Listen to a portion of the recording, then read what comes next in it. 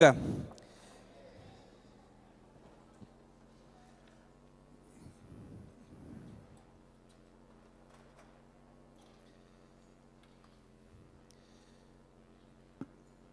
Quiero sugerirles que permanezcan atentos. Tenemos un pequeño cambio en el programa por lo que se va a desarrollar durante la mañana, así es que vamos a abreviar un poquito los minutos para presentar este tema, pero por lo mismo quisiera que no pierdan nada, porque vamos a tener que ir muy rápido, pero si toma apunte y eso no te interrumpe, toma apuntes, anota las cosas que consideres importantes, pero si no, simplemente presta atención y escucha la palabra, porque luego tendremos que reaccionar a la palabra. El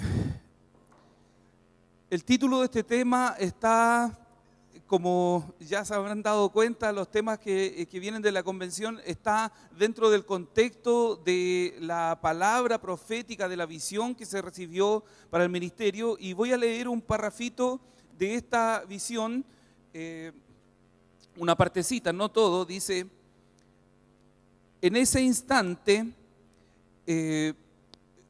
después de que estábamos aquí en la visión, todos arrodillados, y subía y se llenaba esto de agua como una piscina, ¿no es cierto? Dice: en ese instante cada hombre y mujer, jóvenes y aún los niños salían del agua, se incorporaban de un salto por el aire clamando, gritando como desesperados, pero sus gritos eran de gozo, sus ropas estaban completamente mojadas, parecían gigantes, y la fuerza física y espiritual eran francamente temibles. Hasta ahí voy a dejar la lectura. Todos entiendo que ya conocen y saben de qué estamos hablando en esta visión. Y el título de esta conferencia es Francamente temibles. ¿Qué es lo que nos hace francamente temibles? ¿Qué es lo que nos hace temibles delante del enemigo? Eso es la palabra que Dios nos trae hoy. ¿Por qué? Primero quiero establecer brevemente un hecho de la causa, un hecho importante, y es que esta palabra temible, ¿ya? Esta condición de temible que Dios declara de nosotros está en función de un contexto de guerra. No se entiende de otra forma, no tiene propósito de otra forma. Esto está en un contexto de guerra. Y todos sabemos que estamos en guerra, ¿o no? ¿Estamos en una guerra? ¿Es así? Bueno,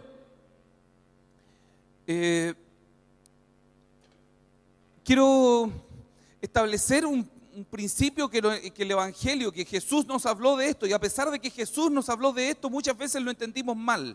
Y hasta los días de hoy todavía hay gente que lo entiende en la forma no correcta. A ver, ¿cuál es esa forma no correcta? Se piensa que los cristianos estamos en guerra porque el enemigo se ha levantado contra nosotros y nos está haciendo la guerra, porque el enemigo de Dios está atacando a la iglesia para tratar de destruirla, porque el enemigo de Dios ha levantado guerra contra nosotros, entonces por eso estamos en guerra. Pero eso no es la verdad, amados.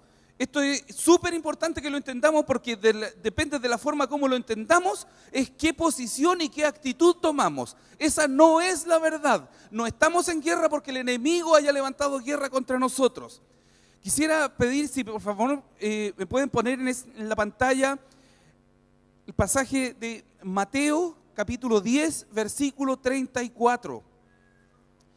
Jesús dice algo desconcertante, algo que no nos cuadra con la imagen que nos hemos acostumbrado a escuchar de Él y a verlo a Él como nuestro príncipe de paz, ¿no es cierto? Dice: no crean que he venido a traer paz a la tierra. No vine a traer paz, sino espada. ¿Saben? si no fuera porque tenemos la plena certeza de que ese versículo pertenece a la Biblia, quizás hasta algunos los habrían sacado porque eso como que no calza con todo el resto.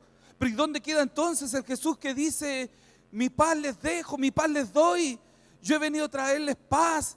¿No es cierto? ¿Dónde queda la palabra del profeta que anunciaba a este príncipe de paz? Jesús dice, no se imaginen, no se hagan ilusiones de que yo vengo a traer paz a la tierra. No vine a traer paz, sino espada. O sea, vine a traer guerra, vine a traer confrontación, vine a traer un ataque frontal. Bueno, quiero decirte que esa es la posición. Estamos en guerra porque Jesús vino a armar una guerra. Todos hemos oído y probablemente en nuestros encuentros que en el principio de los tiempos, en esa rebelión en los cielos, ¿no es cierto?, este ángel destituido levanta una guerra contra Dios y es expulsado del cielo y arrojado a la tierra y luego viene toda una guerra en que este enemigo conquista posiciones y le usurpa y le arrebata al hombre la autoridad que al hombre le había sido dada. El hecho es que este llega a establecer un reino, el cual Jesús mismo lo reconoce porque Jesús le llama el príncipe de este mundo, ¿no es cierto? Entonces ya había un reino establecido. Y Jesús, cuando inicia su predicación, viene anunciando el reino de Dios. Y Él declara que Él viene a establecer el reino de Dios. ¿Y qué pasa cuando tú vienes a establecer un reino donde ya hay otro reino? Cuando tú vienes y te instalas y plantas bandera en un lugar donde ya hay otro reino. Eso es una declaración de guerra.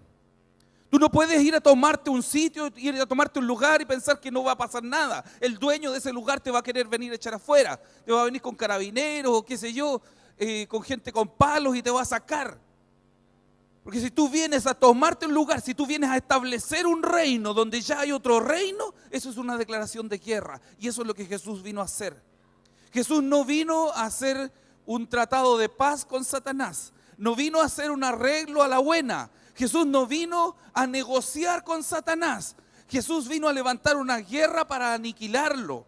¿Entiende? Esa es una declaración de guerra. Y la iglesia está en guerra por eso. La iglesia está en guerra porque estamos estableciendo su reino donde ya hay otro reino establecido. No estamos en guerra porque Satanás esté peleando contra nosotros, amados. Estamos en guerra porque nosotros estamos avanzando, arremetiendo, arrasando.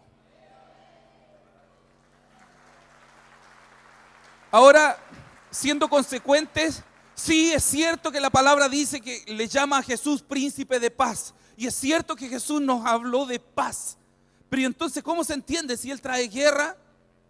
Mira, cuando el ejército aliado entró por Europa, ocupó Alemania durante la Segunda Guerra Mundial. Imagínate cuando ese ejército aliado llegó hasta donde se ubicaba el campo de concentración de Auschwitz. El ejército entró con sus tanques, con sus metralladoras, con aviones, bombardeando, dándole firme al enemigo. Pero sabes, allí no solamente habían enemigos, allí estaban los enemigos y estaban los cautivos, los prisioneros. Entonces cuando se viene una guerra, se viene un ejército aliado y levanta guerra en ese lugar y saca, expulsa al enemigo, lo aniquila allí, para unos es guerra, es destrucción, es muerte. Pero para otros que estaban allí mismo, en ese mismo lugar, es esperanza, es vida, es libertad. Entonces te das cuenta que nosotros estamos estableciendo un reino donde vamos a meter un reino donde ya hay uno instalado. Y vamos con todo y vamos a darle fuerte al enemigo, vamos a bombardearlo. Para el enemigo es destrucción, es guerra, es muerte. Pero para los cautivos que el enemigo tiene pisoteado allí, amados, nosotros estamos llevando esperanza, estamos llevando vida, estamos llevando salvación, estamos llevando libertad. Esta es nuestra posición, amados. Estamos en guerra porque nosotros estamos llevando la guerra. Estamos en guerra porque nosotros estamos atacando. Nosotros estamos conquistando. Y lo que pise la planta de nuestro pie, la palabra dice que es territorio conquistado. Y seguimos avanzando. Esta es nuestra posición en la guerra. Quería establecer ese principio primeramente para poder avanzar en qué sentido tiene esto de que seamos temibles. Porque Dios no nos hace temibles para andar asustando a la gente. Es para ir contra el enemigo. No quiero que, como esta cosa es en serio, y hay formas de hacerlo bien y también hay formas de hacerlo mal. Quiero que veamos rápidamente un vistazo a algunos pasajes de las Escrituras que nos hablan sobre esta condición de temible.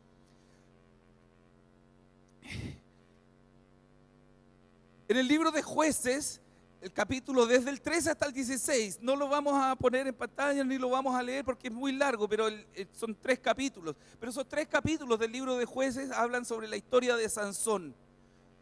La ubican, ¿no es cierto? Si quieren la anota para que después la lea con calma en su casa, pero mientras Israel estaba siendo pisoteado, porque habían desobedecido a Dios, porque se habían portado mal una vez más, mientras Israel estaba siendo oprimido por sus enemigos, Dios les levanta un libertador. Y a un matrimonio ya anciano, de una mujer estéril que no había tenido hijos, que ya eran viejos, viene un ángel a anunciarles que Dios les traería un hijo y que ese hijo tendría como propósito comenzar a libertar a su pueblo de los filisteos. Entonces, este niño efectivamente nació, le dieron por nombre Sansón, y el ángel había declarado que este niño debía ser nazareo, o sea, apartado para Dios desde el vientre de su madre. De hecho, durante todo el tiempo del embarazo, su madre aún no podía beber ni una gota de alcohol, ni siquiera comer uvas. Y tenía que abstenerse de varias otras cosas, de cualquier cosa que fuera impura, porque el hijo en su vientre ya era nazareo. Al igual que Juan el Bautista, al igual que Elías y que algunos otros nazareos en la Biblia.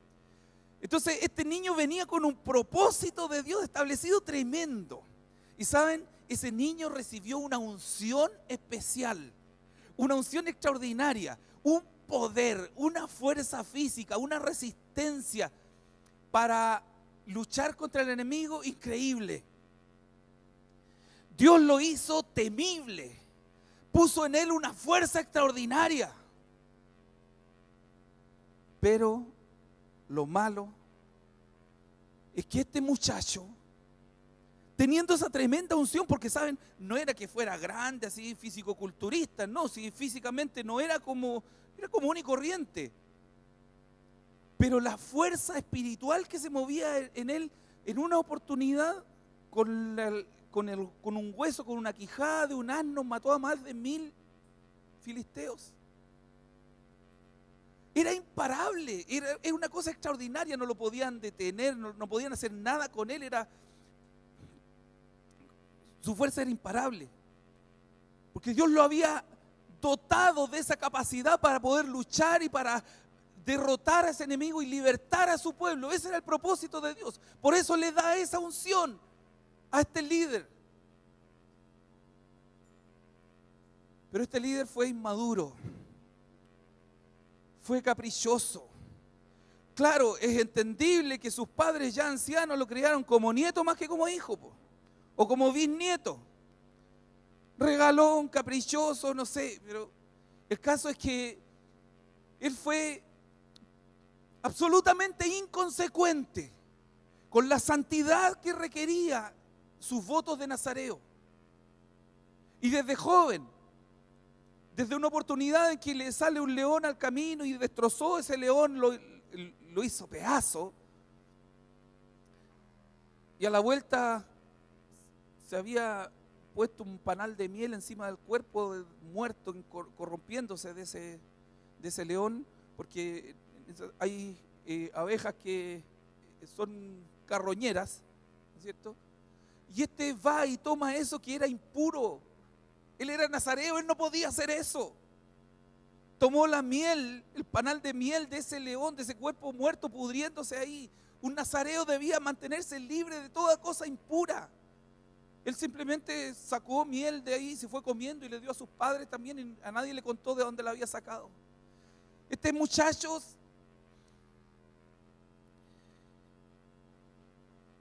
consentido, caprichoso, fue saltándose una a una todo lo que tenía que ver con su carácter para llevar encima la unción que llevaba.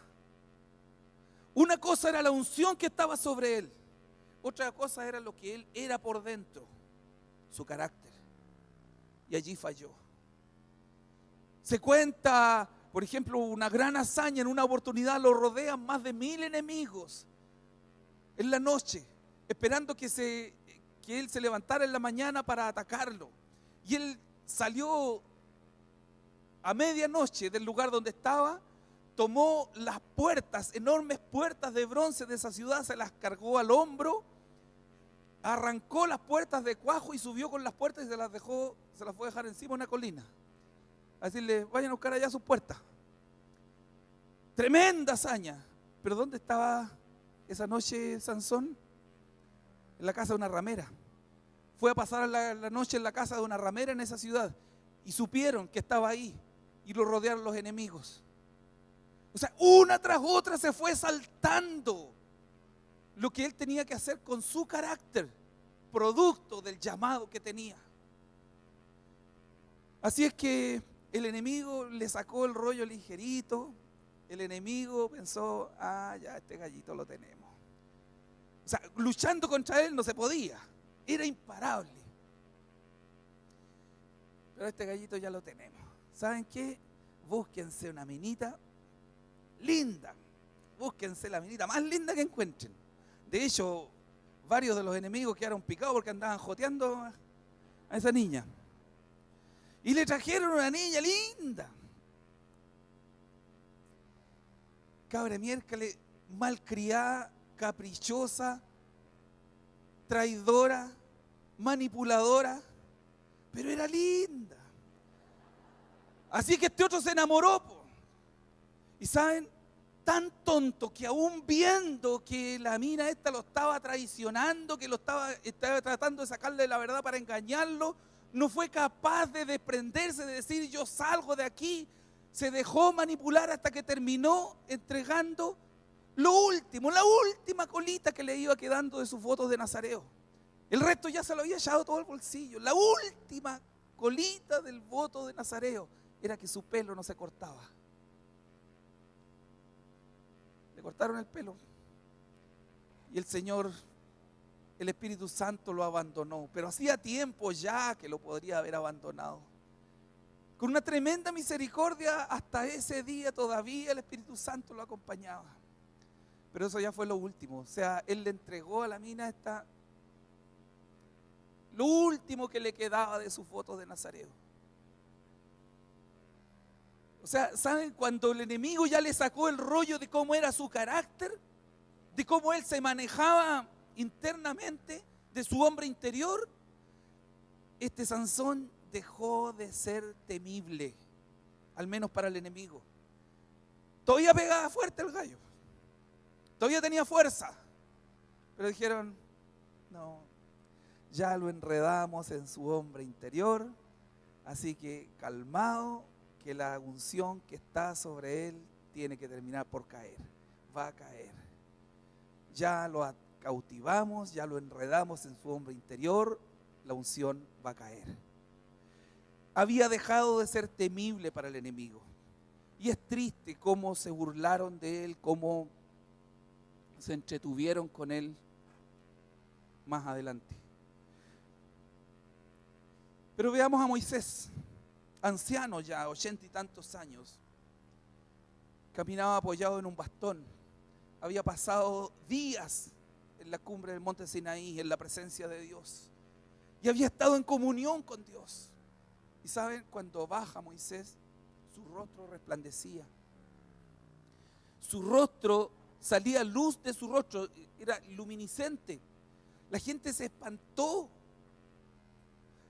Dios hizo eso, Dios lo hizo visible. O sea, esta autoridad, esta condición de temible, en esa oportunidad Dios quiso hacerlo visible a los ojos humanos. Y veían su rostro resplandecer y la gente estaba aterrorizada. Y le dice, Moisés, por favor, cúbrete el rostro, ponte algo delante, porque les daba terror ver el rostro de Moisés iluminado. ¿Por qué? ¿Por qué les daba temor si este hombre ya era viejito? Y nunca se dijo que tuviera fuerza especial, ni que anduviera forrando palos con su bastón. ¿Por qué le tenían temor? ¿Por qué ese temor que se levantó de él? Por lo que Dios había hecho dentro de él, que se reflejaba en su rostro.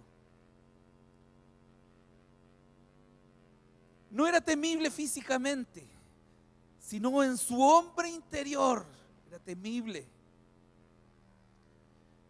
David, Saúl le quiso pasar su armadura. Trató de caminar con eso, esta cuestión no me sirve. Y fue con su ropa que andaba nomás, con su honda y unas piedras. Y saben, ese tremendo pescado de este porte, el Goliat, con lanza, coraza, yelmo, escudo, espada, echó el escudero adelante. ¿Por qué si era tan grande y estaba armado hasta los dientes? ¿Por qué echa el escudero adelante? Delante de un cabro chico que no venía ni con espada, ni siquiera con armadura, que venía con una onda con piedra. ¿Por qué este gigante que vociferaba y todo, pero mandó al escudero adelante? Porque estaba aterrorizado delante de este niño. Porque este niño, por lo que llevaba dentro, no por lo que iba vestido, no por las armas que traía, por lo que llevaba dentro, era temible por su fe, por su confianza en el Señor, por su decisión de obedecer a Dios, por su decisión de jugarse el pellejo por el Dios de su pueblo. El enemigo estaba aterrorizado, era temible de verdad, no por lo que llevaba puesto, sino por lo que era. Juan el Bautista, ustedes saben que el rey Herodes temblaba delante de Juan el Bautista, le tenía miedo, y a pesar de que Juan el Bautista condenaba públicamente el pecado de Herodes, este otro no hacía nada porque le tenía miedo. ¿Y qué le iba a tener miedo si Juan el Bautista no andaba ni con cuchillo, ni con nada, no tenía armas? Tampoco era karateca ni cosa por el estilo. ¿Por qué le tenía miedo?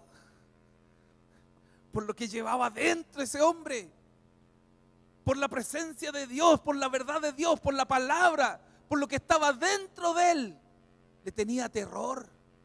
Finalmente, por intrigas ahí de su mujercita, terminaron metiéndolo preso, terminaron matándolo, porque aún en la cárcel a la mujer esa no le daba ninguna seguridad que Juan el Bautista estuviera vivo. Quería estar tranquila de que Juan el Bautista estuviera muerto porque era temible. Por último, Jesús. Saben que la noche que fueron a arrestarlo allí en el huerto de Getsemaní, iba un grupo de la guardia del templo, iba Judas ahí para hacer de soplón. Y llega la guardia, le dice: ¿quién es Jesús de Nazaret? Jesús estaba con los 3 discípulos que le pidió que lo acompañaran ahí.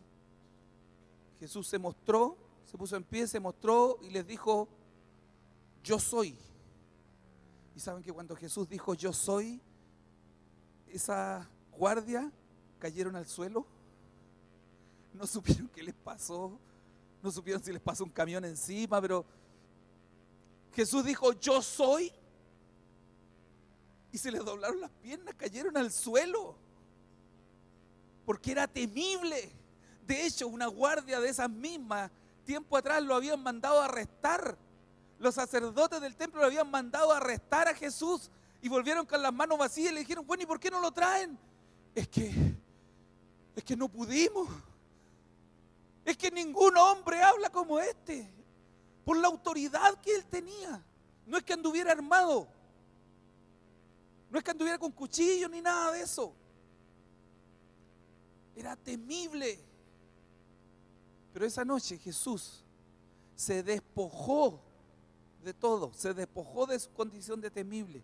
Cuando lograron pararse del suelo los que se habían caído, porque Jesús dijo yo soy, Jesús se entregó, extendió sus manos que lo ataran, y cuando Jesús se despojó de su condición de temible, lo azotaron, se burlaron de él, lo escupieron, la forraron con un palo en la cabeza, hicieron lo que quisieron, porque Jesús se había despojado de esa condición. Pero la clave de esto, amados, es que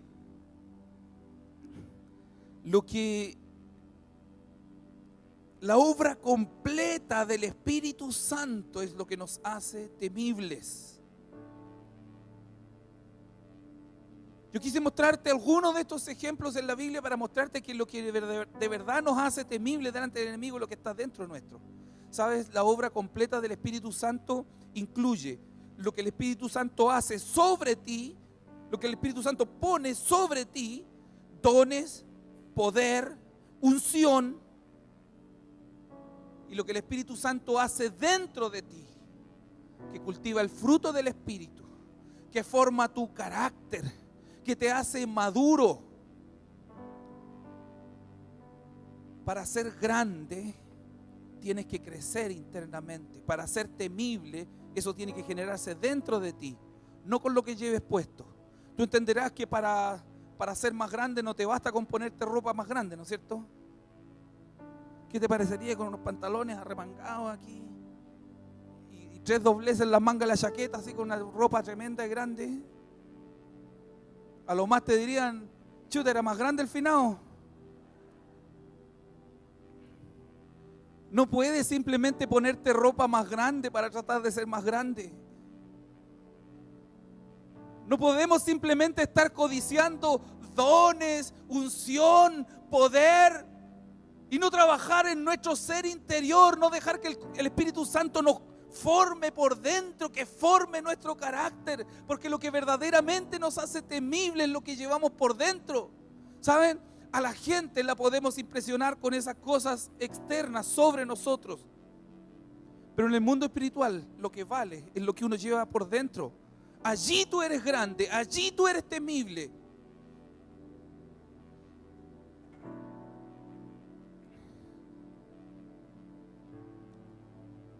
Lo último extraordinario, amados, es que sabes que eso mismo que te hace temible, resulta que también te hace conforme al corazón de Dios. Eso mismo que te hace temible, también te hace tremendamente efectivo en establecer su reino, en compartir su palabra, en hacer discípulos.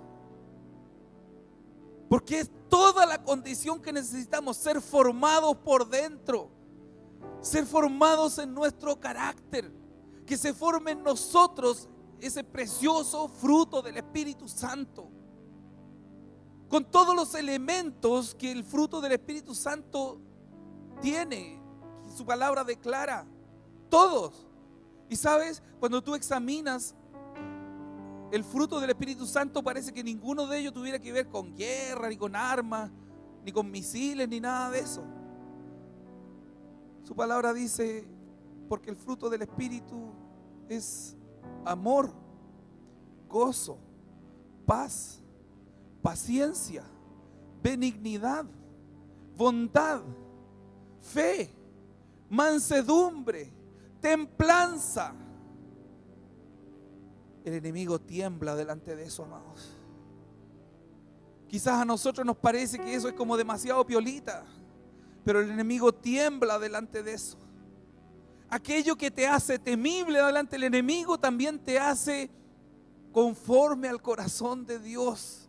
Dios se agrada de ti. El enemigo tiembla, pero Dios se agrada de ti y te hace un instrumento efectivo en sus manos para establecer su reino. Deja que el Espíritu Santo cultive tu carácter. El apóstol Pablo nos invita a anhelar y a pedir a Dios de sus dones. Anhelen los dones mejores. Busquen la unción. La iglesia necesita poder y por lo tanto debemos pedir a Dios el poder. Por eso la palabra nos habla de la armadura de Dios, Pero tú sabes que para que la armadura de Dios funcione tiene que haber un cuerpo dentro, porque si no es un montón de cosas ahí en el suelo. Para que la armadura de Dios funcione tiene que haber alguien metido dentro. Y ese eres tú, y soy yo. Es lo que somos por dentro. Es nuestro carácter lo que vale. Es lo que el Espíritu Santo hace en nosotros. Lo que importa de verdad. Es lo que nos forma temibles delante del enemigo. Entonces, cuando Dios le ha dicho a este pueblo, yo los levanto como gigantes, francamente temibles, está hablando de nuestro carácter, de lo que somos por dentro. Está hablando de cómo manejas cuando vienen esas circunstancias que te sacan los choros del canasto. ¿Cómo responde cuando te dicen algo que te desagrada? ¿Cómo te desanimas cuando algo no te sale bien como lo tenías planificado? ¿Cómo te frustras cuando algo no te resultó? Madurez, carácter. ¿Cómo enfrentas la tentación? ¿Cómo manejas tus apetitos y tus impulsos? ¿Cómo le haces frente a tus emociones? De eso habla tu carácter. Eso es lo que somos. Entonces cuando tú te levantas grande por dentro, Dios puede poner sobre ti dones, unción, poder. Y la iglesia lo necesita. Vaya que lo necesita, amados. La iglesia necesita desesperadamente estar revestida de poder, fluir abundantemente en dones, cubierta de unción, de gracia, de palabra fluyendo. Pero para eso nosotros tenemos que ponernos en las manos del Espíritu Santo y decir: Señor, cultívame, corrígeme, enséñame, Señor. Enséñame a ser maduro de verdad. Enséñame a crecer, Padre. Pónganse en pie.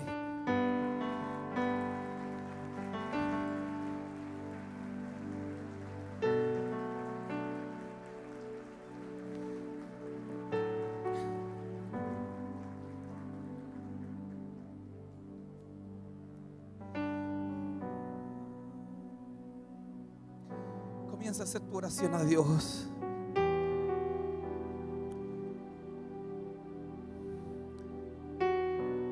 Yo sé las cosas que tengo que crecer,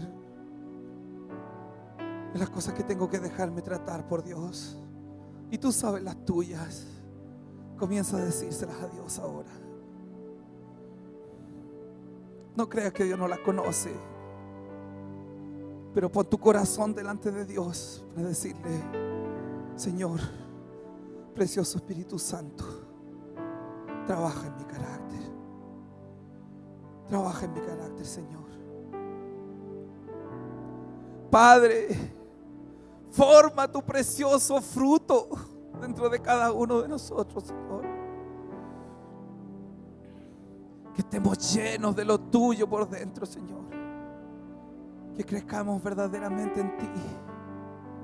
Y entonces seremos temibles al enemigo. Y nada le hará frente a tu iglesia, Señor. Y tu iglesia establecerá tu reino. Y tu iglesia irá desatando y liberando a los cautivos, a los prisioneros. Tu iglesia trae este precioso mensaje de paz. Pero queremos estar a la altura, cada uno de nosotros, Señor, queremos estar a la altura, Padre. Ven sobre nosotros, Espíritu Santo, y haz tu obra. Haz tu obra completa en nosotros, Señor. Aquí estamos, somos tus hijos, somos tu iglesia y te clamamos hoy. Forma nuestro carácter, Señor. En el nombre de Jesús. Amén. Amén. Tenemos que hacer de verdad, hacer una realidad este clamor día a día, amados. Que Dios les bendiga.